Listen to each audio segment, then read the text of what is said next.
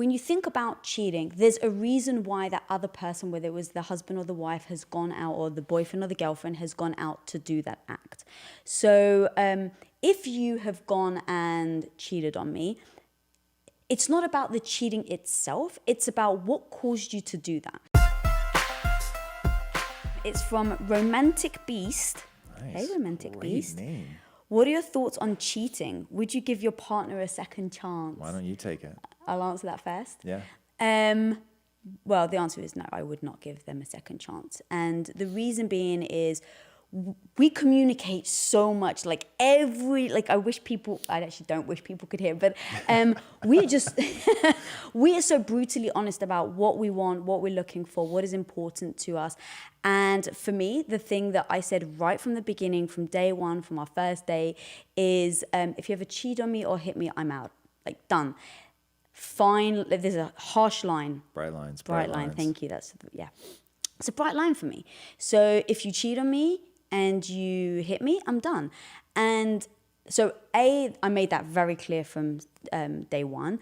And then B, when you think about cheating, there's a reason why that other person, whether it was the husband or the wife, has gone out, or the boyfriend or the girlfriend has gone out to do that act. So if you have gone and cheated on me, it's not about the cheating itself. It's about what caused you to do that. So A, is there something missing sexually? That's something that we should have spoken about before you go out and just do it. Like, again, going back to communication. If it was because there's an emotional need, you don't feel like I'm attentive enough to you, or vice versa, you weren't attentive enough to me, then again, why didn't we communicate that? How did it get to that extreme where you went and acted on it and we didn't discuss it? And so that breakdown in our communication is the biggest thing that then led you to do it. So now I sit there and say, well, the one thing that we pride ourselves on and that we talk about a lot is we must communicate. So even if it's about, let's say, sex, hey, babe, I need more sex. Like, you haven't said that. And so for you to go and act on it, that's a problem. And there's there's something broken in our relationship that you didn't say that to me. And then, because that is something that is so important to me, that I have said from day one, that if you go and do it, the loss of respect is right, it's lost. And then the last thing I will say is it's so important that we, oh God, I've lost it was a good one as well. You want me to buy you time? Yeah, please. That was a good one. All right, so picking up where you left off, to me, it's all about trust.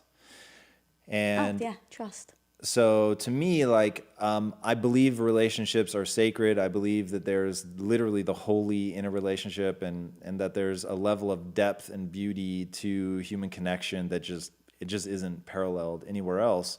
But I don't believe that that they need to be forever if they're not functional. And so there's certain things that I look for in a relationship. And if I wasn't getting those things, to me, there is no purpose in having that relationship. And one of those is to feel like you're somebody's number one. And I think that's probably the most intoxicating thing about a relationship. That's why marriage has lasted. And I won't even ask people to believe that that's the natural state of things. If you look, God, if we can get really weird for a minute, if you look at the shape of... just in case there are people with kids, if you look at the shape of male genitalia, the way that it has evolved does not lead one to believe that we're the most monogamous species. We're certainly not the least either, but we're not the most. And so I don't even need that to be true, that, oh, well, we're built for monogamy. Whether we're built for monogamy or not, to me, is completely irrelevant. If you have a thing in the relationship that establishes trust, like let's say, oh, you can sleep with whoever you want, I don't care, but don't ever drink orange juice, right? If that were our thing and then you drink the orange juice, then I know there's no trust in this relationship. And that is the other thing to me. So being somebody's number one, that's absolutely critical. I want to be somebody's number one.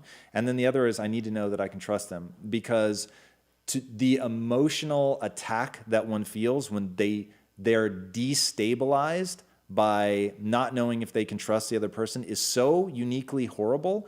and it diminishes your sense of self. And hopefully you guys understand this by now about me. Anything that diminishes my sense of self, that makes me feel less than who I am, like I don't go for that. And so if somebody were treating me without respect in a way that I couldn't trust them, that's going to diminish me. I'm going to be paranoid. I'm going to feel small, and I don't go in on that. So to me, whatever you've established as your line of trust. So for us, it's physical and we've never stated emotional abuse, but I will say that it goes without saying. Sure. So abuse, and then being, infidelity. So those are the things that we've established as lines of trust. And, if those are broken, then. And we both said to each other, we're both going in 100%. So some people in the past, especially like as Quest was really, kind of like just skyrocketing, people started hearing about Quest. There was a lot of fitness females that would, kind of hover around you, and you see it, right? They flirt, they're sweet, and it never bothered me. And people used to say to me like, oh, she's hitting on your husband, or things like that. Whatever, like it didn't bother me, because the truth was I trusted you. Right. So even if the prettiest, most attractive woman came up to you and was like, hey, you want to go to my room? It doesn't matter, right? That I don't feel insecure about that, because I trust you 100%. And so no matter what situation you would be put in, I know that you would turn them down. And I believe that with the core being of, of who I am. And I will do that until either you end up cheating on me or I die, right? Because having a relationship where I fear you're going to do that isn't a way to live. And so I have to know for myself, I trust you 100%. It doesn't matter what situation you're going to be put in. There's no jealousy or anxiety or fear there. But that's because you haven't done it. So the second, if you cheated on me, that goes away. So. Totally. And I just, that's